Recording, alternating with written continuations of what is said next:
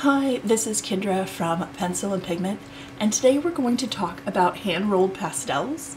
Now, I've already tried to do this in one video. There is too much information, so this is going to be divided into two. I apologize. I hope this helps. So, let's talk about what I own. I own a set of the Landscape 40 by Richeson, Jack Richeson, and this is a family-owned and operated company out of Wisconsin in the United States that began in the 1970s. Now, I have telephoned them. They are lovely. Obviously, I'm not sponsored by anybody or anything like that. Now, I would say when it comes to buying sets, they have so many curated type sets put together.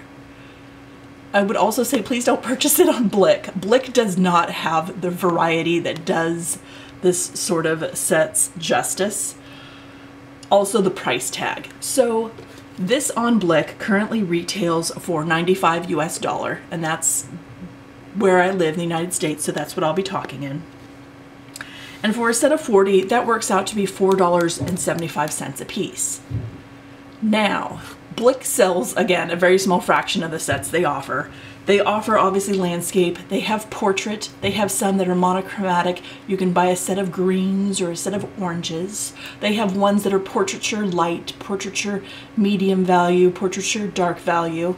They also have value spectrum sets, where if you just want darks or mid-range darks. And those are absolutely fascinating. So I printed out what this set looks like when you first open it up, because I want to show you what I did with this set of Landscape 40. And it took a minute. It absolutely took a minute. What I did was I rearranged this according to value, because I wanted to see how many darks, mid-darks, mid-range, mid-lights, and lights there were in this landscape set. And because you can see that this is very heavy on blues. So if you use a lot of blue, this might be a great value to you. But I want to explain what I did. So, I'm going to start at the bottom. There are only 7 darks in this set. And then it goes to mid-range darks. And then we have a small set of mid-range value. This is mid-light. And the rest of these are all light. I don't mean value as in how much product you get for your dollar. I mean value as in dark to light.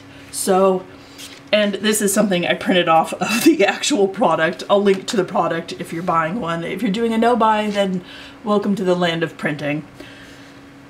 The darkest color in here is a very dark blue.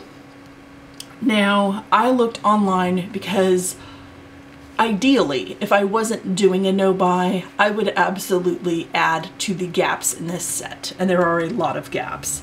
Their closest color that comes to black is a very dark shade of gray. I would add that. I would add a very dark red, a very dark violet, a very dark turquoise blue. There aren't enough dark values in this set. And unfortunately, when they arrange it like this, it's really hard to see that. Again, I will link their catalog and you can see all the different sets they offer. Find the one that most fits what you're interested in, or you can go to an online store called Dakota Art Pastels, and you can buy them individually. They sell them as singles for $3 US a piece. And I would say make your own set. I have looked to see what Richeson does for their curated sets for portraits, and even the one that's sort of darker value is lacking heavily. So if you're interested in portraits, be inclusive, think about light and shadow within illustration, and maybe make your own. Now you can buy boxes and little sets of foam things so they can be stored without being crushed anywhere in your supplies. I will link There will be all the links in the bottom below. So how do these compare? And what is my favorite? These are probably the top 2 questions I receive. And first off, what's best is what's preference. So are these the best soft pastel? Maybe they are for me for my use, but they may not be for you and your use. So you have to look at your budget, storage, short-term goal, long-term goal. Are you using all the art supplies you have now? So before you go out and spend $100 on a set of pastels, are you using the hundreds of dollars of other supplies you already have? If you're into collecting, this probably isn't the channel for you. I'm just here for creation, and that's what I will be discussing. But these are a very interesting size. These are the half stick, and they remind me of a broken chapstick tube. This is a very unique, strange size. Their sort of reasoning behind this is what you end up breaking larger sticks into when you use them, so this is why they're shaped this way. This is incredibly difficult for fine detail. If you work small, if you like the A6 sketchbook size, this is going to be very difficult for you. Yes, it will be a challenge if you're into that level of pain, but I would actually recommend that maybe you do something more like a chalk pencil for something this small if you're working with very fine details, or you work with a pastel that's very hard and very compressed. But it's a trade-off. If it's a hard compressed pastel, you will get the detail, but it will be more difficult and more time consuming to blend out and soften the edges. Whereas if it's super soft and easy to blend all the edges and mix together for sort of ombres and things like, you know, sunsets and clouds, it's going to be much more difficult to get fine lines. So there's no reason you can't mix and match your pastels and your pencils. That's absolutely an option. I'm just saying, if right now you work in tiny sketchbooks and you're only doing print reproduction products or sketchbook products, then General's pencil is probably perfectly fine. If you're doing very small commissions, I would say probably the Canon pastel pencil, where it has pigment information and light fast information, would be a better pencil for that format. Now I feel like the sweet spot for working with this size pastel would be either something that's like an A5 or something kind of like an A4.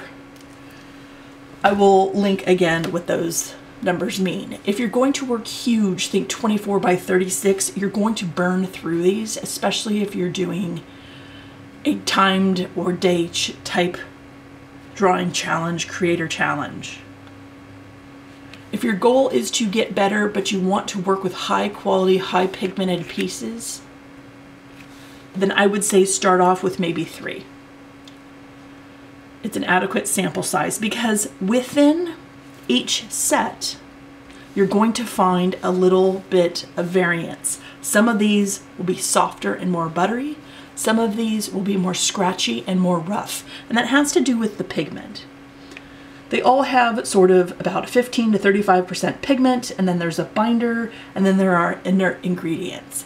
But some of these pigments are more rough within the set. So if you kind of want to know how smooth a pastel is or how well it blends, I would say buy 3 of that pastel, so you really can sort of understand within that company or within even that color range how they perform and how they act. Because even within all the blues, some of them are smoother than others. So how does this compare? Well, after saying that there is variance within a company, there are 500 colors in the Richeson company set of pastels. There's going to be a lot of variance. I would say maybe the closest pastel, if you know, forced, would be Sennelier, would be the closest, and they have about 525 within their range option to purchase. So that is going to be the end of part 1, and then I will start part 2. So see you soon.